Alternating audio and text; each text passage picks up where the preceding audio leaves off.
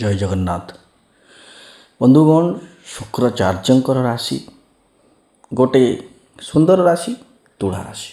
ତୁଳା ରାଶି ବିଷୟରେ ଆମେ ଏପ୍ରିଲ ମାସ ଆଲୋଚନା କରିବା। ଏପ୍ରିଲ ମାସର ଫଳାଫଳ, ଗୋଚର କୁଣ୍ଡଲି, ଗୋଚରିତ ଗ୍ରହ, ସେମାନଙ୍କର ଅବସ୍ଥିତ ପ୍ଲେସ୍ ଏବଂ ସବୁ ପ୍ଲେସମେଣ୍ଟର କାର୍ଯ୍ୟ ନେଇକି ଆମେ ଆପଣଙ୍କର ରାଶିଫଳ ବିଷୟରେ ଆଲୋଚନା କରିବା। ତୁଳା ରାଶି ଏଇ ଯେଉଁ ଆସନ୍ତା ଏପ୍ରିଲ ମାସ କେମିତି କଟିବ ଆପଣଙ୍କ ଜୀବନ, ଅର୍ଥ ହେଉ, ପରିବାର ହେଉ, ସମସ୍ତ କଥା। ତ ଆମେ ପ୍ରଥମେ ଗୋଟେ କଥା କହିବା, ଆମେ ଯାହା ବି ଜାଣିବା ଆବଶ୍ୟକ କରିବା ଗୋଚର କୁଣ୍ଡଲିରୁ। ଦେଖନ୍ତୁ ଆପଣଙ୍କର ଗୋଚର କୁଣ୍ଡଲି ଗୋଟେ ଦେଖନ୍ତୁ କେମିତିକା ଯୋଗ ଆପଣଙ୍କର ଅଷ୍ଟମ ହାଉସ୍ ତିନିଟା ଗ୍ରହ ଅଛନ୍ତି ସେଇଥିରେ। ଦେଖନ୍ତୁ ଷଷ୍ଠ ଘର ଆପଣଙ୍କର, ଦେଖନ୍ତୁ ଆପଣଙ୍କର ପଞ୍ଚମ ଭାବରେ ବୁଧ ମଙ୍ଗଳ ରାହୁ ରହୁଛନ୍ତି ଏବଂ ଆପଣଙ୍କର ଷଷ୍ଠ ଘରେ ଶନି ସୂର୍ଯ୍ୟ ଶୁକ୍ର ରହୁଛନ୍ତି। ଅଷ୍ଟମ ଘରେ ଉଚ୍ଚ ସ୍ଥାନରେ ଉଚ୍ଚ ଅବସ୍ଥାରେ ଚନ୍ଦ୍ର ରହୁଛନ୍ତି ଏବଂ ଭାଗ୍ୟ ଭାବରେ ବୃହସ୍ପତି ଏବଂ ଇଚ୍ଛାପୂର୍ତ୍ତି ଏକାଦଶ ଘରେ କେତୁ ରହୁଛନ୍ତି ସୂର୍ଯ୍ୟଙ୍କ ରାଶିରେ। ତ ସବୁଠୁ ବଡ଼ କଥା ହେଉଛି ଆପଣଙ୍କ ଦେଖନ୍ତୁ ଏଇ କିଛି ଦିନ ହେଲା ସୂର୍ଯ୍ୟଙ୍କର ରାଶି ମଧ୍ୟ ପରିବର୍ତ୍ତନ ହୋଇଛି। ତ ସୂର୍ଯ୍ୟଙ୍କ ରାଶି ପରିବର୍ତ୍ତନ ପାଇଁ କ'ଣ ସବୁ ଘଟଣା ଘଟିବ ସେଇ ପାଇଁ ବି ଆମେ ଭିଡ଼ିଓ କରିଥିଲୁ। ଆଉ ଦେଖନ୍ତୁ ପ୍ରଥମ ଗୋଟେ କଥା ହେଉଛି, ଆପଣ ଦେଖନ୍ତୁ ଆପଣଙ୍କର ଆମେ ଯଦି ଅର୍ଥ କଥା ଆଲୋଚନା କରିବା, ଚନ୍ଦ୍ର ଉଚ୍ଚ ସ୍ଥାନରେ ବସିକିରି ଆପଣଙ୍କର ସିଏ ତାଙ୍କର ଦୃଷ୍ଟି ଯେଉଁ ସପ୍ତମ ଦୃଷ୍ଟି ତାଙ୍କର ଅର୍ଥ ଭାବକୁ ଦେଲେ, ତ ନିଶ୍ଚିତ ଭାବରେ ଆପଣମାନଙ୍କ ପାଇଁ ଯେଉଁ ଇନକମ୍ର ଫ୍ଲୋଟା ବଢ଼ିଯିବ। ଆପଣମାନଙ୍କର ଆର୍ଥିକ କ୍ଷେତ୍ରରେ ଅର୍ଥର ଉନ୍ନତି ନିଶ୍ଚିତ ଭାବେ ଦେଖାଯାଉଛି ଏବଂ ମଙ୍ଗଳଙ୍କ ଯେହେତୁ ରାଶି ସେଇଠି ଏବଂ ମଙ୍ଗଳ ମଧ୍ୟ ପଞ୍ଚମ ଘରେ ବସିଛନ୍ତି, ବହୁତ ବଢ଼ିଆ। ଯେଉଁମାନେ ଗଭର୍ଣ୍ଣମେଣ୍ଟ ଚାକିରି ପାଇଁ ମଧ୍ୟ ଟ୍ରାଏ କରୁଛନ୍ତି, ଇଣ୍ଟରଭ୍ୟୁ ଦେଉଛନ୍ତି, ଏଇ ଟାଇମ୍ରେ ତାଙ୍କୁ ନିହାତି ଭାବରେ ଶୁଭାଶୁଭ ଫଳ ମିଳିବାର ନିଶ୍ଚିତ ଭାବରେ ଚାନ୍ସେସ୍ ଅଛି। ଯେହେତୁ ଭାଗ୍ୟ ଭାବରେ ମଧ୍ୟ ଆପଣଙ୍କର ଏଠି କ'ଣ ବୃହସ୍ପତି ବସିଲେ, ତ ନିଶ୍ଚିତ ଭାବରେ ବୃହସ୍ପତି ଆପଣଙ୍କୁ କ'ଣ ନା ଭାଗ୍ୟରେ ସେ ବହୁତ ସାହାଯ୍ୟ କରିବେ। ଏବଂ ମିଥୁନଙ୍କ ରାଶିରେ ବସିଛନ୍ତି, ତ ଦେଖନ୍ତୁ ଆପଣ ମିଥୁନ ମଧ୍ୟ ଆପଣ ବସିଥିବେ, ବହୁତ ଭଲ ଜାଗାରେ ବସିଛନ୍ତି, ଅର୍ଥାତ୍ ଗୋଟେ ପ୍ରକାର ଆପଣମାନଙ୍କୁ ବହୁତ ବଢ଼ିଆ ସୁଯୋଗ। ଏବଂ ଆପଣଙ୍କର ମାଆଙ୍କର ଟିକେ ସ୍ୱାସ୍ଥ୍ୟ ପାଇଁ ଆପଣ ଟିକେ ଏଇଥିପାଇଁ ଜଗିବା ଦରକାର।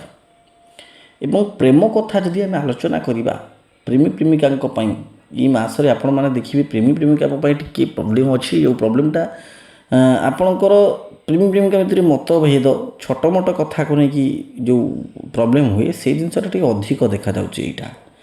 ଯେହେତୁ ପଞ୍ଚମ ଘରେ ଏଇଠି ଆପଣଙ୍କର ମଙ୍ଗଳ ଏବଂ ରାହୁଙ୍କର କନେକ୍ସନ୍ ଅଛି ବୁଧଙ୍କ ସହିତ, ତ ଏଇଠି କ'ଣ ନା ବୁଧଙ୍କର ପାୱାରଟା ସେଥିରେ ରହୁନାହିଁ, ମଙ୍ଗଳଙ୍କର ପାୱାର ରହୁଛି, ରାହୁଙ୍କର ପାୱାର ରହୁଛି।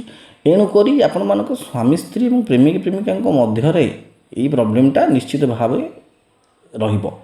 ମଙ୍ଗଳଙ୍କ ରାଶି ଯେହେତୁ ସପ୍ତମ ହାଉସ୍ରେ ଏଇଠି ଏବଂ ସପ୍ତମ ରାଶିର ମାଲିକ ମଧ୍ୟ ପଞ୍ଚମ ହାଉସ୍ରେ ରାହୁଙ୍କ ସାଥିରେ ରହିକି ଅଙ୍ଗାରକ ଯୋଗ ପ୍ରଦାନ କରୁଛନ୍ତି। ରାଗ, ପ୍ରେମଭିତ୍ତିକ କାର୍ଯ୍ୟକଳାପରେ ଅହଙ୍କାର, ଏଇସବୁ ଜିନିଷ ଗୁଡ଼ାକ ଦେଖାଯାଉଛି। କିନ୍ତୁ 19 ତାରିଖ ପରେ ସ୍ୱାମୀ ସ୍ତ୍ରୀଙ୍କର ନିଶ୍ଚିତ ଭାବରେ ଗୋଟେ ଭଲ ଅତିରିକ୍ତ ଭଲ ଫଳ ଆସିବ। 19 ତାରିଖ ପରେ ଆପଣମାନେ ପ୍ରେମୀ ପ୍ରେମିକାମାନେ ନିଶ୍ଚିତ ଭାବରେ ଗୋଟେ କମ୍ଫର୍ଟ ଜୋନ୍ରେ ରହିବେ, ଆରାମସେ ଆପଣଙ୍କର ଜୀବନ ଗତିବ। ଦେଖନ୍ତୁ ଆପଣମାନଙ୍କର ଏକାଦଶ ଭାବରେ କେତୁ ଯେହେତୁ ରହିଲେ ଏଇଠି, ଆପଣମାନଙ୍କର କ'ଣ ହେବ ନା ଆପଣ ଯେଉଁଟା ଚିନ୍ତା କରିଥିବେ ଆଗରୁ, ଆପଣ ଯେଉଁଟା କରିବା ପାଇଁ ଚିନ୍ତା କରିଥିବେ, ସୂର୍ଯ୍ୟଙ୍କ ରାଶିରେ ରହିବା ହେତୁ ସେଇ ଜିନିଷଟା ଆପଣଙ୍କର ନ ହୋଇପାରେ।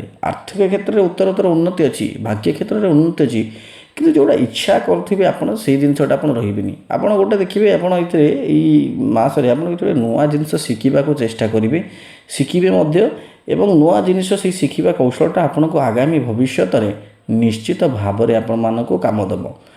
ଯେଉଁମାନେ ଟ୍ରାଏ କରୁଛନ୍ତି ଇଣ୍ଟରଭ୍ୟୁ ଦେବା ପାଇଁ, ସେମାନଙ୍କୁ କୁହାଯାଉଛି 1ରୁ 19 ତାରିଖ ମଧ୍ୟରେ ତାଙ୍କର ବହୁତ ବଢ଼ିଆ ସମୟ ଆସୁଛି। 19 ତାରିଖ ପରେ ମଧ୍ୟ ଭଲ ସମୟ, କିନ୍ତୁ 1ରୁ 19 ବେଟର୍ ଅଛି। ତାପରଠୁ ଆପଣଙ୍କର ବିଜନେସ୍ କ୍ଷେତ୍ରରେ ଯଦି କହିବା, କେବେ ଯେଉଁମାନେ ଚାକିରି କରୁଛନ୍ତି ତାଙ୍କର ପଦରେ ନିଶ୍ଚିତ ଭାବରେ ଉନ୍ନତି ରହିବ। ଯେହେତୁ ଦଶମ ଘରର ମାଲିକ, ଦଶମ ଘରର ରାଶି, ସିଏ ଆପଣଙ୍କର ଅଷ୍ଟମ ଘରରେ ଉଚ୍ଚ ଅବସ୍ଥାରେ ଅଛନ୍ତି, ବୃଷ ରାଶିରେ ଅଛନ୍ତି। ତ ଏଣୁକରି ଆପଣମାନଙ୍କୁ ଦେଖିବେ ଚନ୍ଦ୍ରଦେବଙ୍କର ହେଲ୍ପ ମିଳିବ। କିନ୍ତୁ ଶୁକ୍ରାଚାର୍ଯ୍ୟ ମଧ୍ୟ, ଶୁକ୍ରଙ୍କର ଯେହେତୁ ରାଶି ସିଏ ଷଷ୍ଠ ଘର ଅଛନ୍ତି, ସିଏ ଚାକିରି ପାଇଁ ଆପଣମାନଙ୍କୁ ବହୁତ ବଢ଼ିଆ ହେଲ୍ପ କରିବ। ଛୋଟ ମୋଟ ଦେଖିବେ ଆପଣମାନଙ୍କର ଗୋଟେ ପ୍ରୋବ୍ଲେମ୍ ଏଇଠି ତ ହେଲ୍ଥ ଇସ୍ୟୁ ଟିକେ ଦେଖାଯାଉଛି, ହାଡ଼ ଜନିତ ପ୍ରୋବ୍ଲେମ୍ ଆପଣମାନଙ୍କୁ ଦେଖାଯାଉଛି, ସେଇଟାକୁ ଟିକେ ଜଗିବେ।